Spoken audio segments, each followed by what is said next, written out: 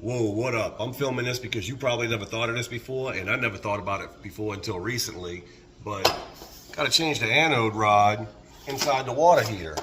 I didn't even know water heaters had anode rods. My second job ever was making anodes for offshore oil rigs, but this is something I never even knew existed. And I've lived in this house for 3 years. I lived in my last house for about 10 years, the house before that for about 10 years, house before that, who knows. And at no point in my life have I ever changed an anode inside of a water heater, or have I ever seen anybody else ever change one or anything. I didn't have a dad growing up. I know my mom didn't. So I was changing out the heating element in this thing, and you could see inside the water heater, and I saw the rod, and I look up top, and there's a little thing that says anode. I'm like, okay, so that's all depleted. And the point of an anode is it corrodes so that your water heater doesn't. So if you change your anode about every 3 to 5 years, your water heater will last a lot longer. So I know this one has never been changed, and we're about to open it up. And the first thing, gonna turn the water off. And after the water's off, then I'm gonna kill the power, and I'm gonna get a water hose and attach it down here so I could drain some of the water out of this thing. And then I'll pop this open and open this up. Let me turn the power off. Water heater. Power's off. I grabbed my shortest hose and hooked it up right here and stretched it out. Now let's open this up. There we go. There we don't go. That didn't do shit. All right, I think I see.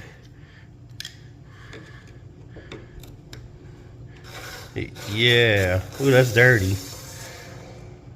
There it goes. See, all that, the anode is going to do away with all that rust, that corrosion.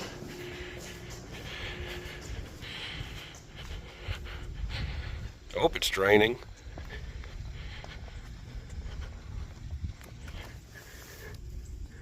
Come on, do something. Now, since my water heater's not draining at the moment, I got the hose attached to it, I got that opened up. I have a feeling there's a lot of sediment at the bottom of the water heater blocking it from draining. I think maybe if I turn this cold water back on, maybe it'll stir up.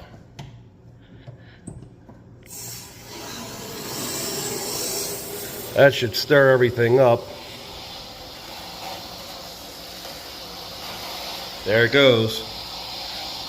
I'll turn this off. I want to see what color that is running out there. I'll turn that back off.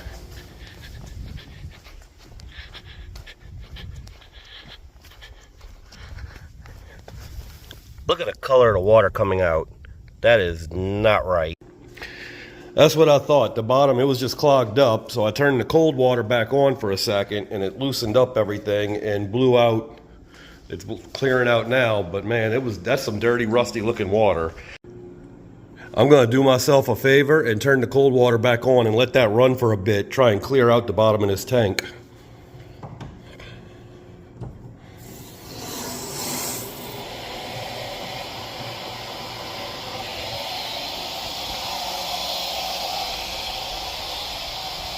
Look at that, I can see how orange it is.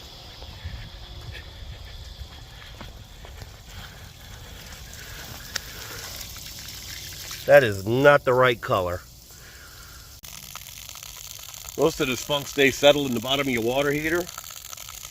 It's in mine, it's in yours too. That's why I'm changing the anode. That's why your water heater rusts out and you have to get a whole new water heater. And I can't afford a water heater and a plumber all right now, so. Change the anode. Look at this. It's getting clearer. Just flushing out the water heater is not something I ever thought to do either, but I might start doing this like once a year. Never was on my mind before. All right, enough of that. Let's see what this anode looks like. I mean, I know what it looks like, but let's open it up.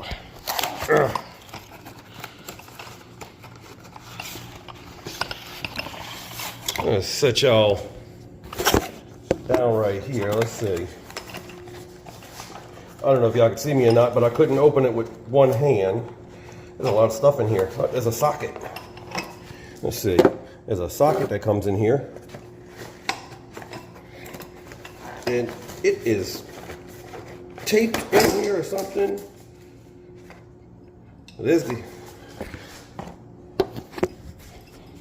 Here's the anode. Looks like some nunchucks.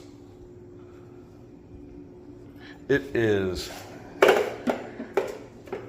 mine looks like it's probably the right length. It's not touching the bottom. That needs to straighten out. And if it did touch the bottom, you could always take a hacksaw and cut a little off. I guess it's a standard size. Socket that they sent me fits right on the top. All right, there's a shot of the anode rod and what it looks like.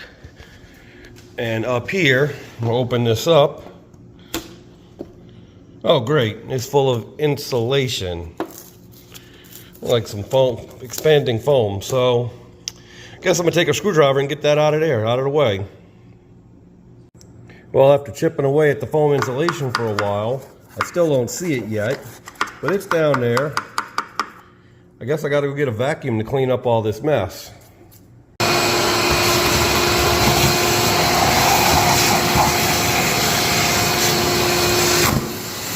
What did I lose? I can finally see the socket down there, but I'm gonna have to get an extension and a ratchet, a big old ratchet, and a breaker bar. Oh, to the toolbox.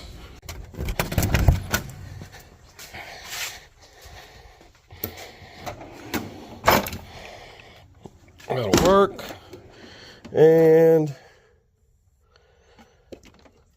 do I not have a long one of these? Oh man,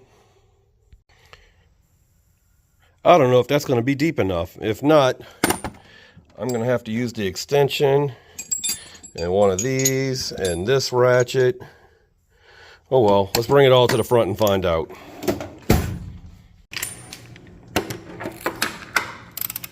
Haha, it fits. And with that, let's see if I can break it loose with one hand. The whole water heater wants to move. Oh, it's in there tight. I knew it would be. Let me break this loose with two hands. I can't break that free. I'm gonna go get a rubber mallet to beat on it. Every time I turn it, the whole water heater wants to spin. I was hoping to have this done before my wife gets home and parks right here. That didn't work either, but I got an impact gun, so impact will work. I completely forgot my impact has extensions. Probably not the best plan, but I'm going to use the impact on it, just to loosen it. The impact's not working either, now I'm kind of at a loss.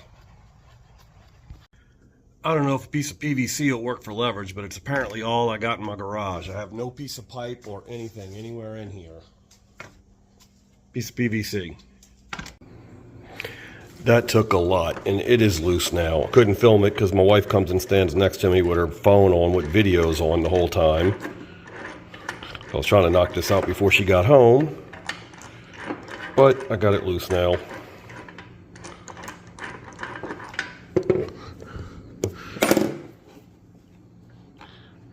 Doesn't seem right. Oh, what now? I was hoping I could pull out a old anode rod to show you how deteriorated it is, but I guess it deteriorated to nothing and fell apart in there. You can't really see down there, there's no light in here. But that is the top of that. The whole thing's gone. Well, with that done, I'm gonna lower this new one down into the tank. And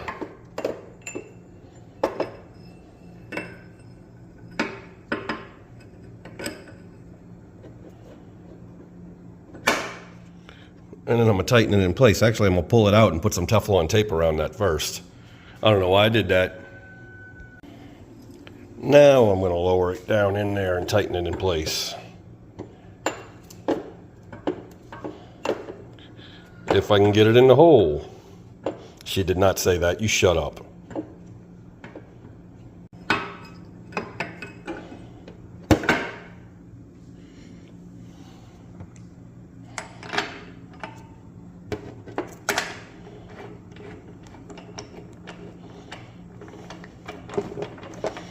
I'm guessing I do not have to tighten it nearly as tight as it was seized in there before. But I'm gonna give it a little ooga-dooga. Once again, there we go. You know, I'm trying to do this with one hand.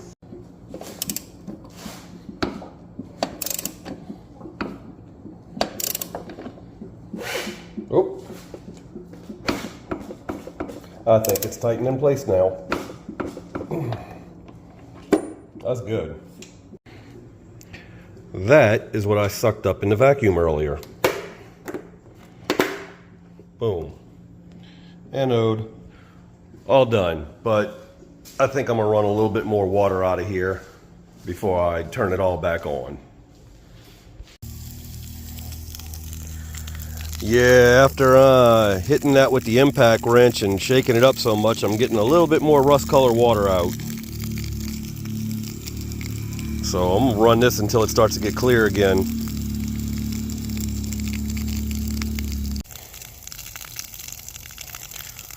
Water's running pretty clear now, but knowing all that rusty water was in my water heater, if I change my anode every 3 years or so, maybe my water heater will last a lot longer. Go out there and change the anode rod.